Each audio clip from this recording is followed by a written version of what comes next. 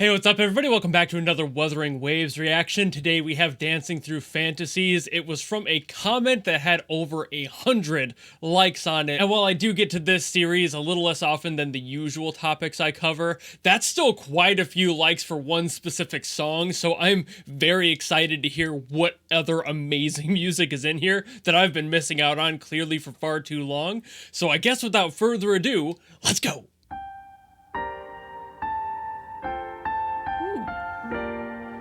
We're starting soft, okay. I can see the dawn on water's face, with the shimmering light that starts to race. That's a beautiful voice. Interwoven strokes that rise and breathe. It like immediately grabbed my attention. I make a trace beneath. Feathers share their gold. Like a gentle dream in my heart, the lightness. Oh, beautiful chord progression too. And the harmonies. Come on.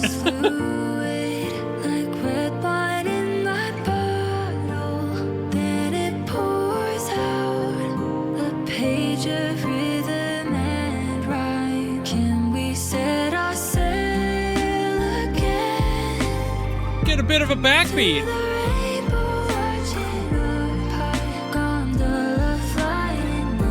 Man, of all sounds I didn't expect, for some reason today, this wasn't it.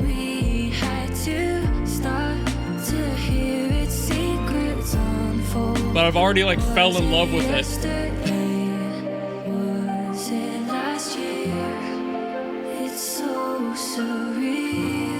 I'll explain myself, of course, but this is hitting me in a different sort of way today.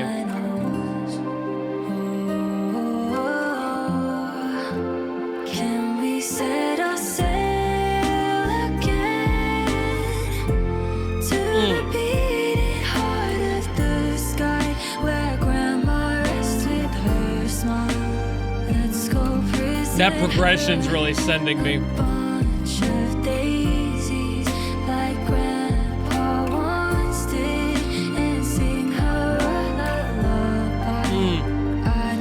That dip into the minor chord. Clouds and rainbows intertwined, blurring up my track of time. It's like a lullaby. Like I'm still that kid, knowing nothing about how to fish and how to live. I'm still figuring out my life. Love those harmonies too. They're so tight. Tangled by the fishing line.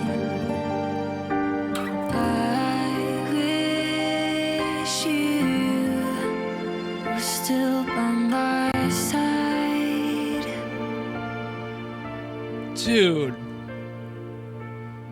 Okay, I'll explain why this one hit different, but this is a gorgeous song in so many different ways, but of course, I'll explain myself. So the reason this song is specifically hitting me different isn't because the song itself is saying some profound thing that's relating to me. That's really not what's happening here. It's mostly just that I've been listening to a lot more high energy things, or just stuff that has a more bright or even angry approach to the writing. And this is the first song in a while that's felt truly at peace. It feels a little sad, but not necessarily depressing. There is definitely some lightness to this song, and a lot of that does have to do with how the song is structured in its chord progression. This song is, I believe, in B flat, which is a great key to use for this sort of sound. It lends itself to a lot of minor chords that are available in that key, and the relationship here, like I mentioned, that like minor drop down, they're kind of going from a flat to a minor, so you get this half step downward that feels like it's sinking in a little bit bit deeper, but also it has a softness to it. Like, because you're going from a flat chord to a minor chord, you're getting not a full step like a change from a major to a minor, or even a flat to a major would, even though that would also be kind of a half step.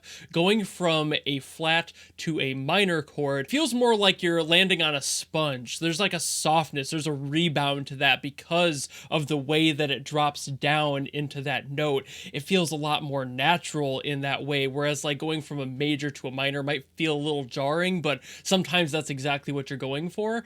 In this case, they want you to feel like there's a little bit of that softer blow rather than like a straight up punch to the emotional shift in a song. So this works very, very well for this. It keeps everything kind of dreamlike and floaty. I use those words a lot when I talk about songs like this, because these songs that are a little bit more sadder, these kind of, I would say, much more relaxed and even like heartbreaking in a way, it feels like A Lover Lost, and I've brought that up as well because they kind of hit a very similar tone, but this song specifically, with how it's made, feels very much like that. Like, it feels the way that the song is structured, that they are reflecting on a past relationship or something to do with that. That whole Lover's Lost term is basically just my way of saying that this is telling a story of something that was dear to somebody who is now losing or has lost that relationship or that person, and they are reflecting on it. That's really all that means. And that might be obvious to some people, but some others, they might be like, what the hell does Lover's Lost mean? That's kind of what that means to me. It doesn't necessarily require there to be death in the relationship at all, but it does require some part of that relationship to be damaged or be dying. So that can also be part of it. It doesn't have to be literal. It can be very much poetic. And I think that might be more what they're going for here, just based on the dreamlike quality of this song, the chord progression, making it feel a little bit more light and bringing it back into major chords pretty often. It doesn't stay down in the flats or the minors the entire time. It uses the majors to keep itself pretty bright, especially at the first half of most of the measures and most of the passes in this song, but it always drops back down into that like spongy soft landing where it's like, okay, things are going to be okay. Even whatever they went through or whatever you're supposed to be feeling you're going through at this point, it's not necessarily over. There's just a bit of a stumble in the road of life, and this song is kind of reflecting that, in my opinion. The lyrics also are obviously a really big hint to that as well. It did clue me in, but also it's kind of hard to tell with any song if it's being literal or poetic, especially in the context of a game soundtrack, because sometimes they are being literal. Like, for example, in the chorus of this one, are the sails literal? Is this a water goddess, a creature, or a person that is related to the sea? Is the person they're talking about literal, like an actual person, or are they talking about a situation? Are they just talking about the love that they have for what they do? Or is it like an actual relationship that's having a bit of an issue here? Or again, Lover's Lost, did they lose somebody at sea? Is that relationship being at sea pulling them away from their love of the ocean? Is that the issue here? That's what I mean by it's harder to figure out exactly what's going on, because there are so many poetic ways to phrase that it's basically impossible without actually experiencing the game. And I'm sure, as most of you know, I haven't played this game. I haven't played any game that I've talked about on the channel except for about 5 minutes of Honkai Star Rail one time, so I don't really count that. But I also feel like that's part of the fun for me, the fact that I don't have these exact moments to reference back to and go, oh, that's what they're talking about. So that way I can kind of give my own subjective viewpoint on this and be a little detached from that scenario, because I want to be able to feel what the music is telling me rather than having the game's narrative tell me that. I usually just leave that to the people in the comments to fill in the blanks with the storyline. I always read comments all the time about what the storyline's trying to tell me and what I may have missed or gotten right. That is a constant on my channel, and I love to do it. Lore dumps are like one of my favorite things to read, even if I don't really have the whole picture. I start to slowly piece together the story of different games over time. Like, I have a lot of the Arknight's story pretty much figured out. I have quite a bit of Genshin figured out. I have Punishing Grey Raven. I've got a few spots in there. Same with Nikke. There's like a bunch of ones that I cover on a regular basis where the community comes together and they fill me in on those blanks.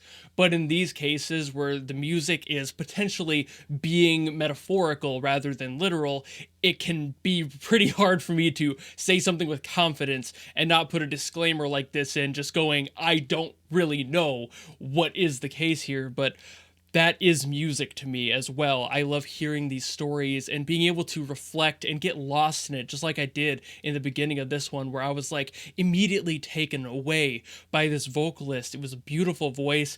I will say a little bit overtuned, if I may be a slight bit pedantic, because I do think the voice is beautiful and the harmonies were working really well with it, but the voice itself felt like it might have been cleaned up just a little bit too much. It almost felt robotic in some spots, and like the auto-tuning might have been just cranked at some moments. But the tone was beautiful. I think the voice was really good. But if you were to tell me that this voice was like an AI voice, I wouldn't even be able to doubt you, because it's just that overtuned. And that kind of is unfortunate, especially with a song that otherwise feels so organic and true to itself, that the vocalist being overtuned like that does like knock off a point for me. I think I would have rather heard those slight imperfections in the vocal qualities, whether or not that was actually the goal, to lose those by over dialing their auto tuning and whatever else, their vocal corrections and etc. It's just, sometimes I much prefer to hear the organic tone, and sometimes that overtuning does make a lot of sense and it works really well. In this case, because the instrumental was so soft and inviting and just kind of keeping you there, in this case I felt like I was losing some of that experience because I kept hearing these like little inconsistencies and these inorganic artifacts that are left behind by that process, and that is just the unfortunate corner of that for me. But otherwise beautiful, but that did kind of put a slight damper on the song overall. I think it would have been beautiful, and it would be beautiful if it was sung live or acoustically. I think this would be perfect in that context, just because it's harder to overdo it in those cases, and I think a true organic experience would be the best with this song. But I think I'll digress there. I've yapped quite a bit about this song, and I actually have to get to work very soon, so thank you all so very much for watching. If you enjoyed this video and you want me to get to more songs from Wuthering Waves, please let me know what other songs I should get to, and I will do my best to get to them as always, especially if they have over 100 likes like this one did. And if you just enjoyed this video and you want to follow me for the other stuff I get to more regularly, you know how to do all that, and I will see you all in the next video. Goodbye!